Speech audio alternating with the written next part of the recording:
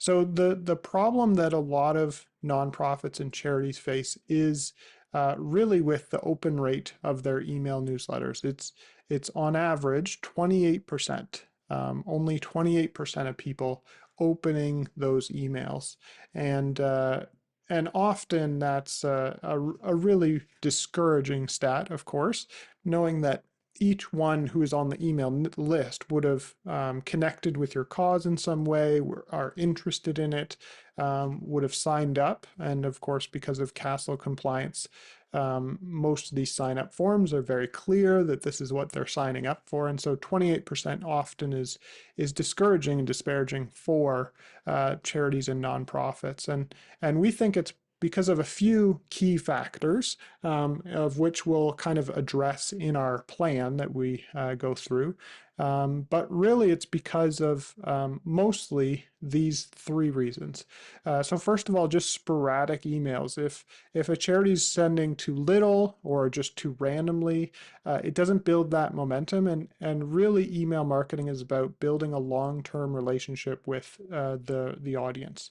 And so if you're doing it sporadically, or just at different random times of the month, or every 2 or 3 months, it really doesn't create that connection and that long-term relationship.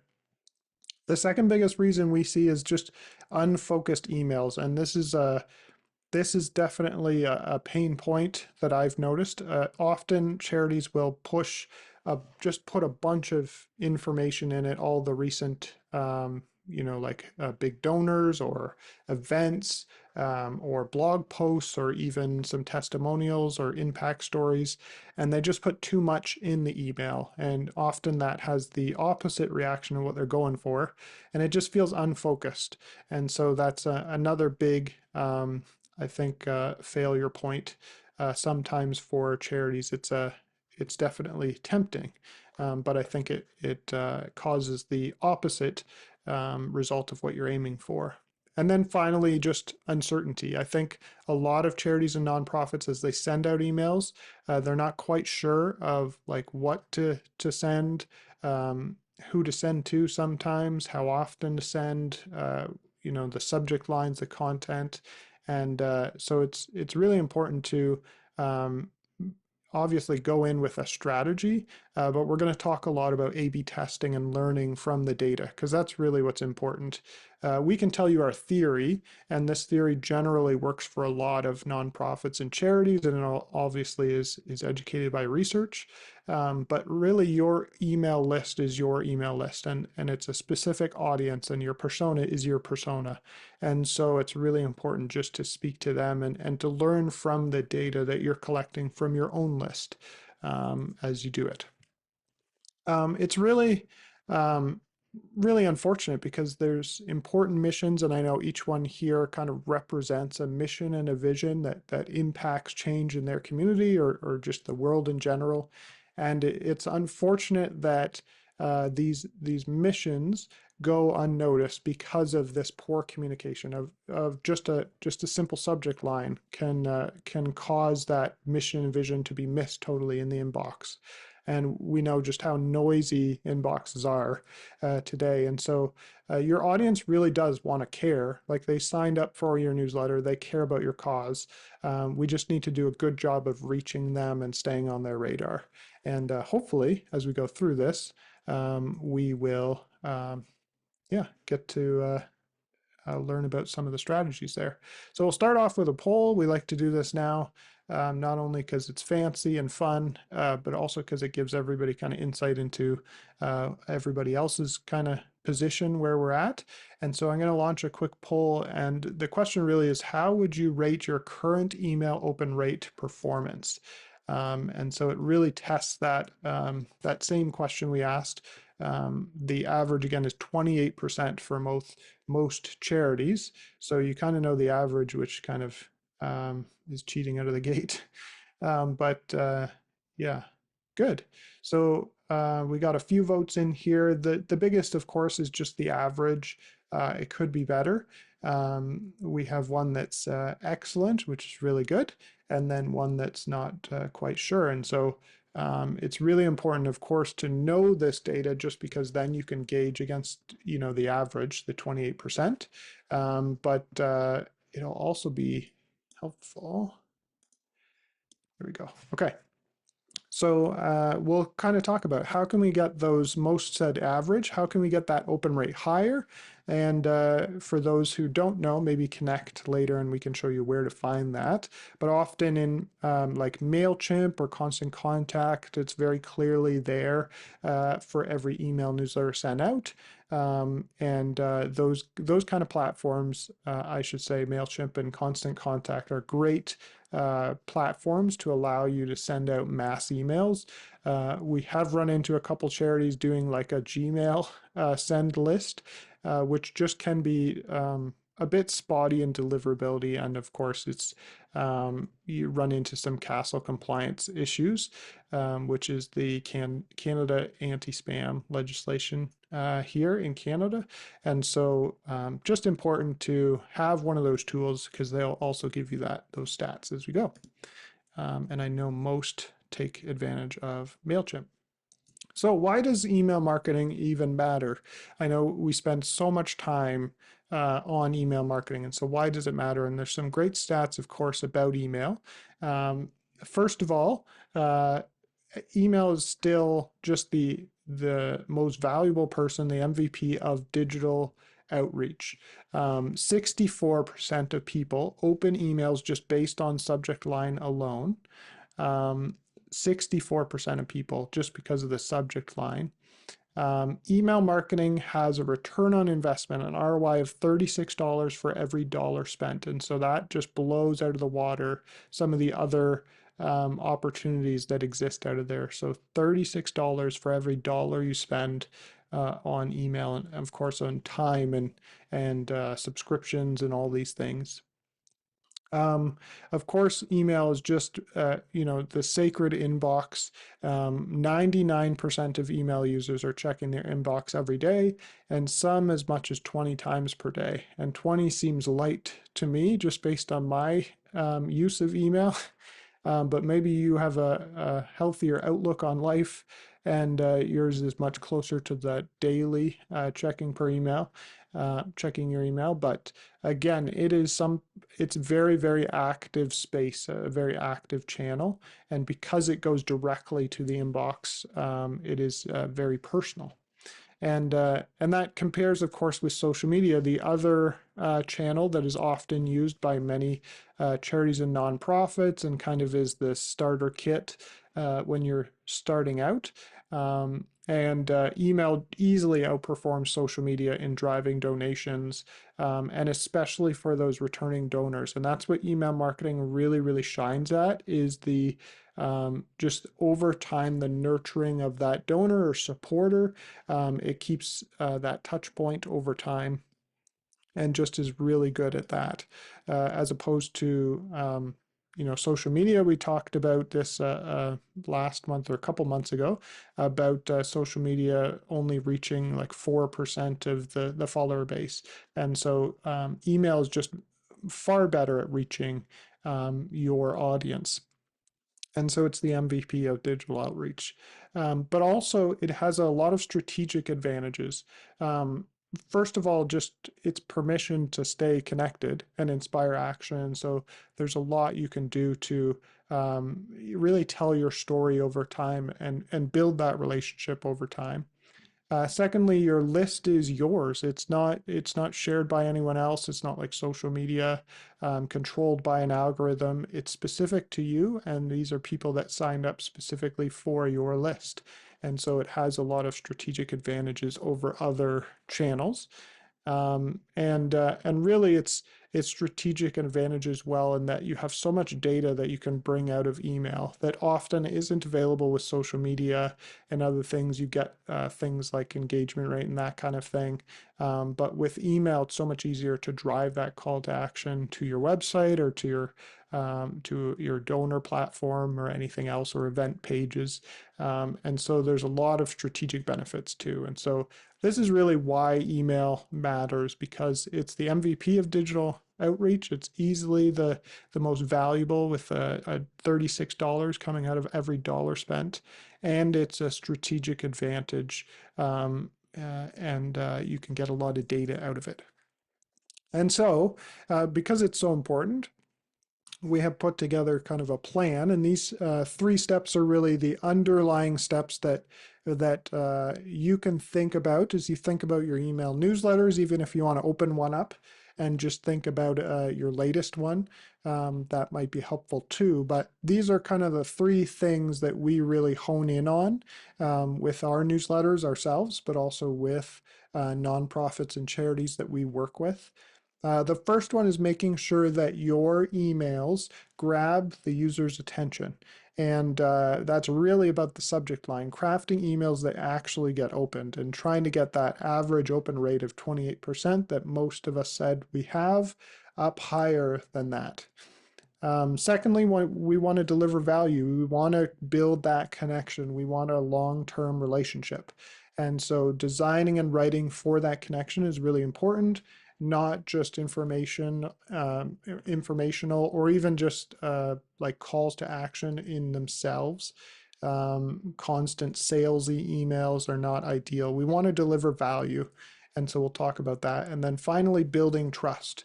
And so that's about sending with consistency and then learning from your audience, taking their feedback in the form of data and then improving so that you can give them what they're looking for, because it's really about, again, delivering that value. So we're going to look at these 3 steps, and you can think about your own newsletters. But as we go, we're going to go through a case study of Cornerstone Magazine. Some maybe have heard of Cornerstone Magazine, but we help them with their weekly newsletter. And as we go through this plan, we're going to just show you some examples of what this looks like.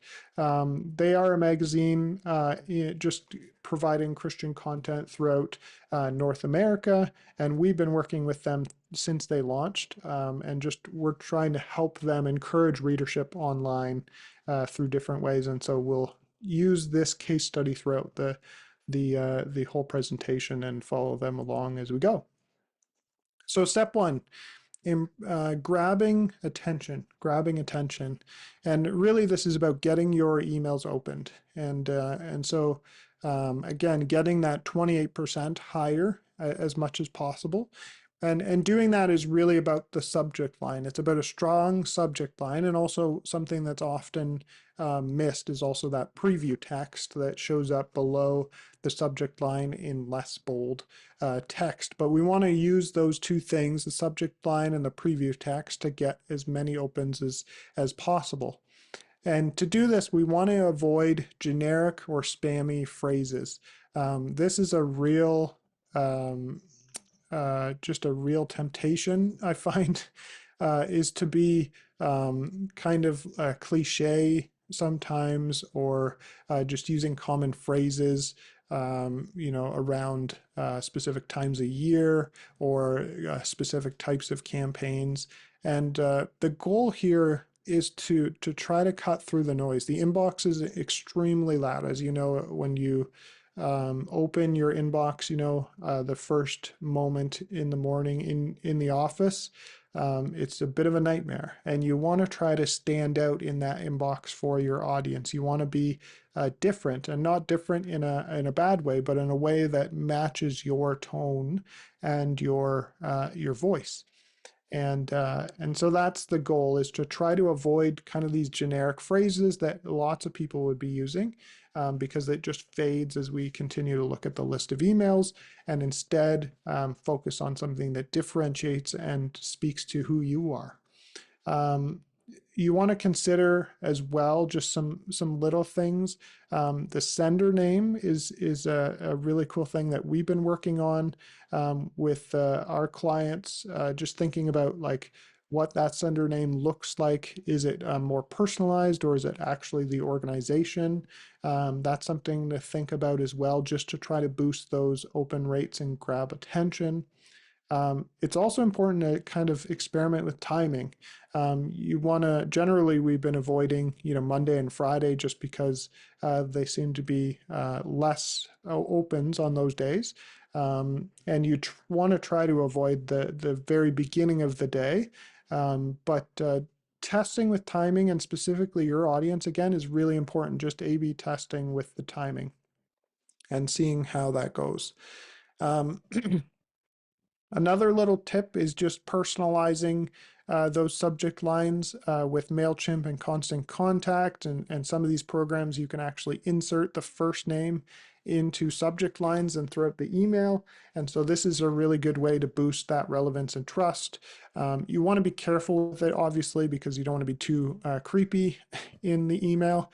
But just using that in a nice, clear way helps to create some personalization, and often use that just at the top of the email too as well, at the very beginning in the opening, and that really builds that trust and relevance factor. Um, and so it's really important, again, just to make sure that subject line differentiates and attracts. And we've talked about in our previous webinars this DAD acronym, but the idea of differentiating, being different than those in the inbox, attracting in that you're speaking to your specific audience, and then directing. And that's the goal too, is having a little bit of a call to action even in the subject line. One of the things that we love to do is to A/B test, and that means to have 1 to 2 different subject lines every time you send an email newsletter, and see how they perform. You can have little minor variations. For example, instead of, you could have one newsletter that says you're invited and the other newsletter that says see the impact you helped create, and track which one gets higher open rates.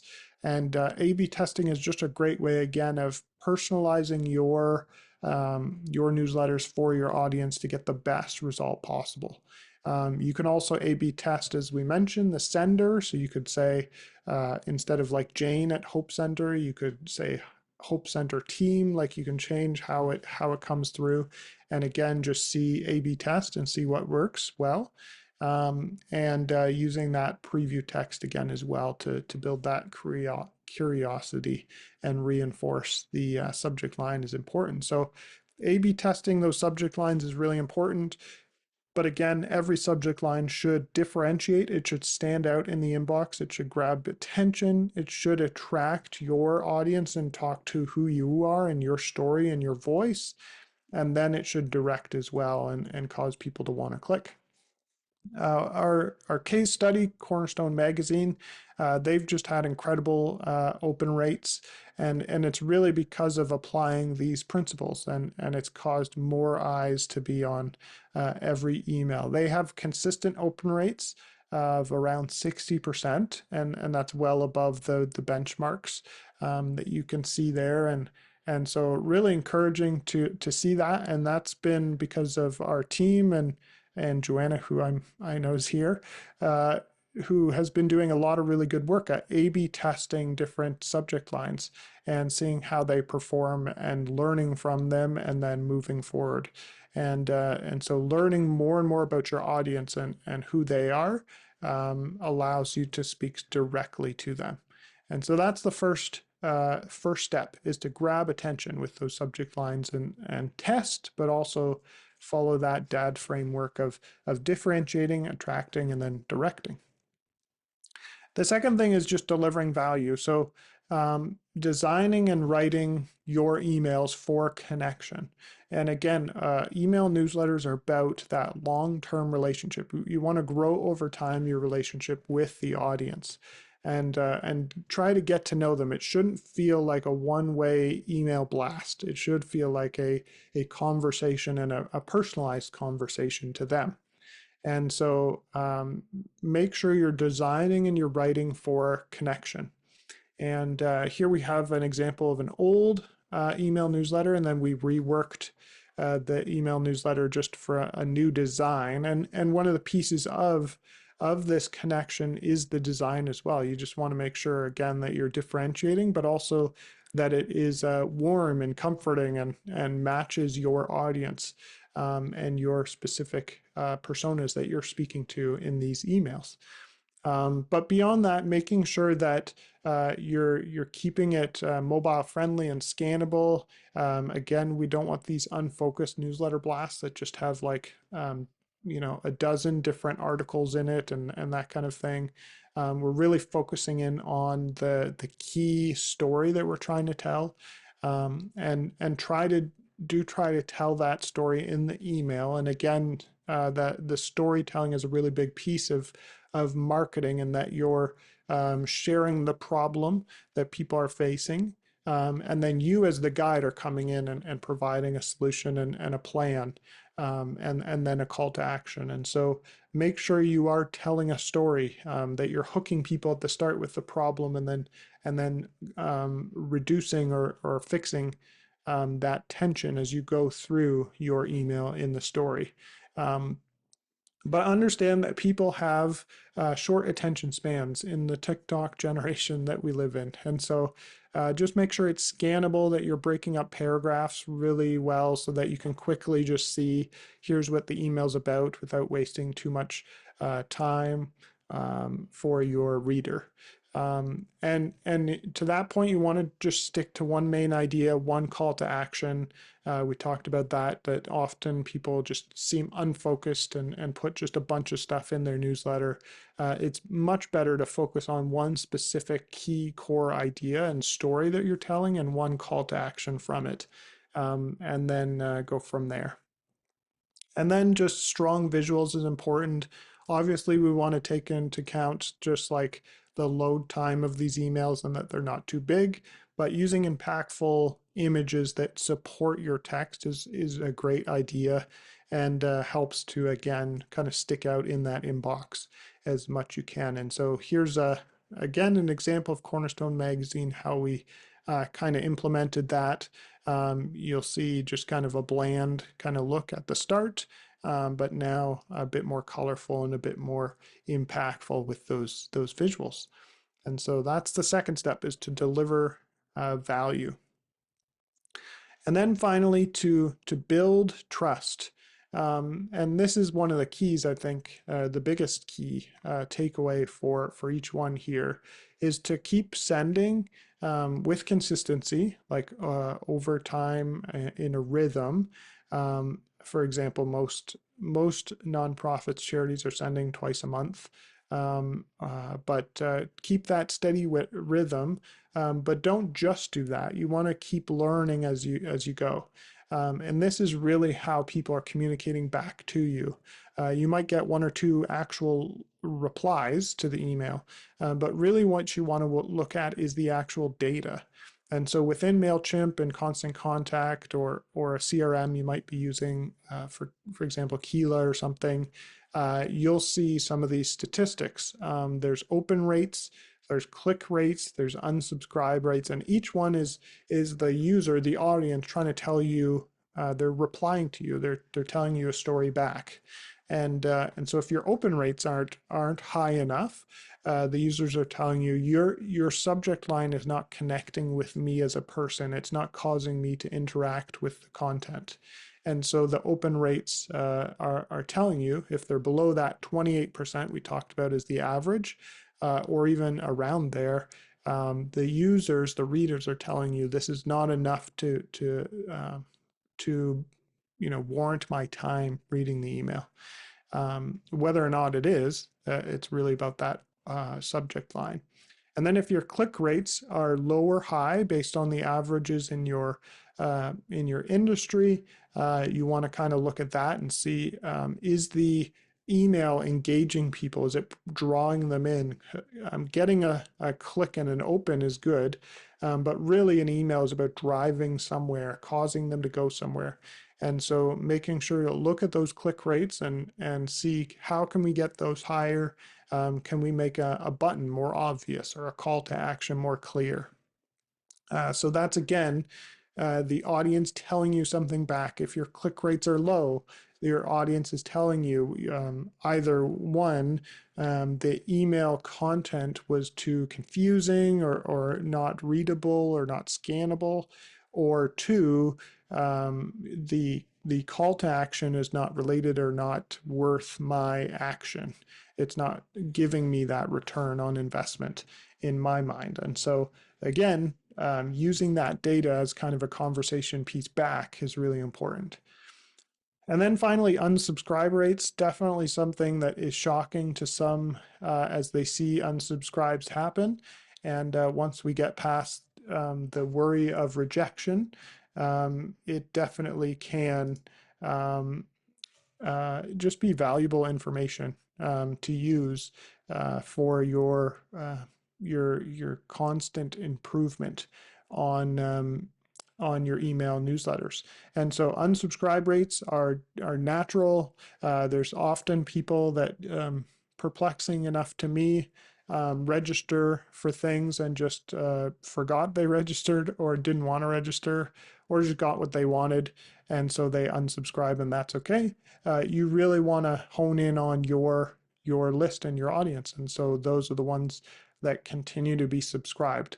But it is important to note if that unsubscribe rate increases larger than you would expect, or specifically on specific emails or types of emails.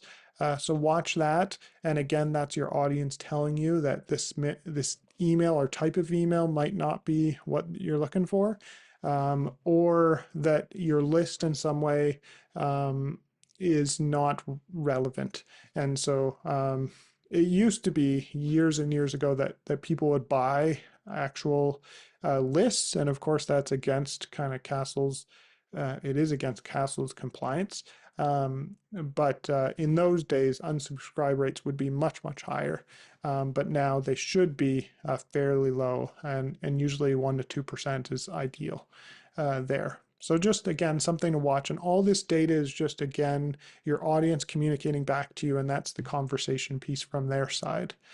As you build trust, just make sure again to A/B test those subject lines, send times, and let the data shape your strategy and look at, really review the A/B tests and see how they're doing.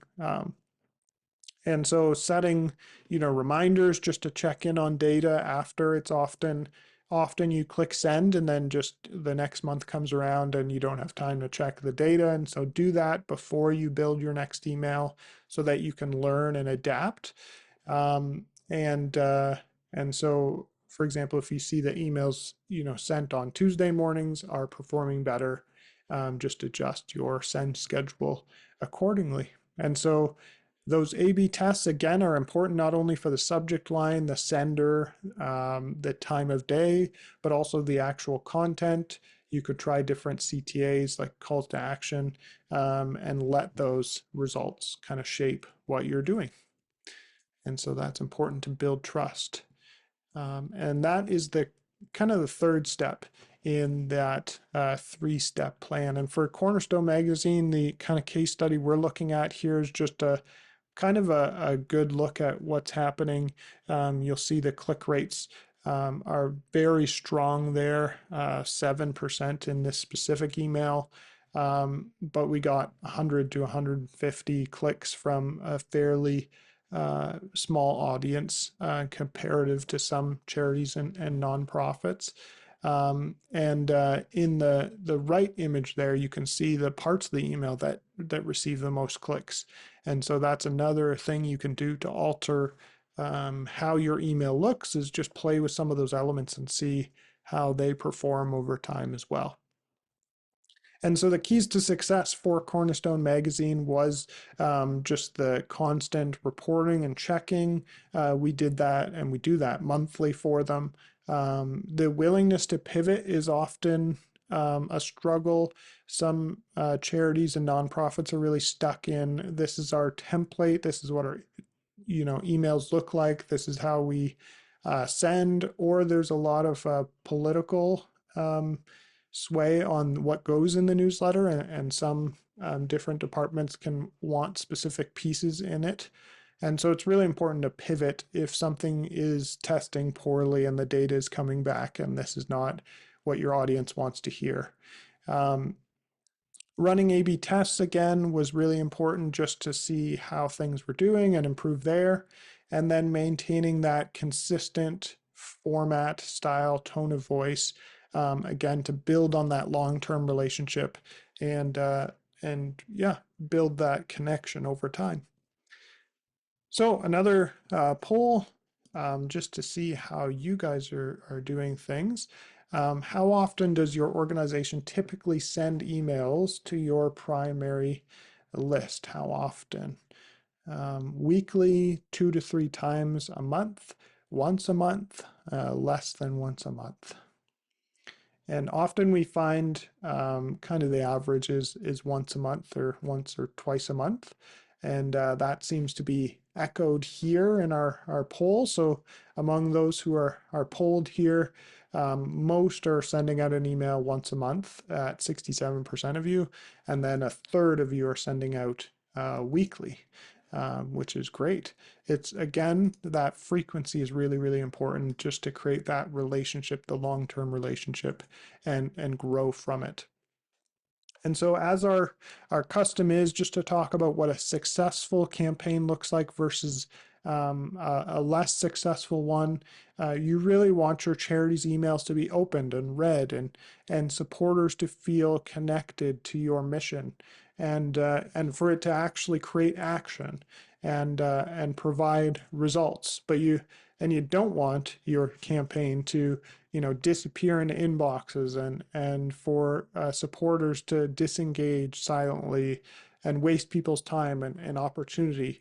And so that's really the goal, is with these 3 steps that we talked about in the plan, to try to get more towards that successful campaign where you're getting higher open rates than the average 28%.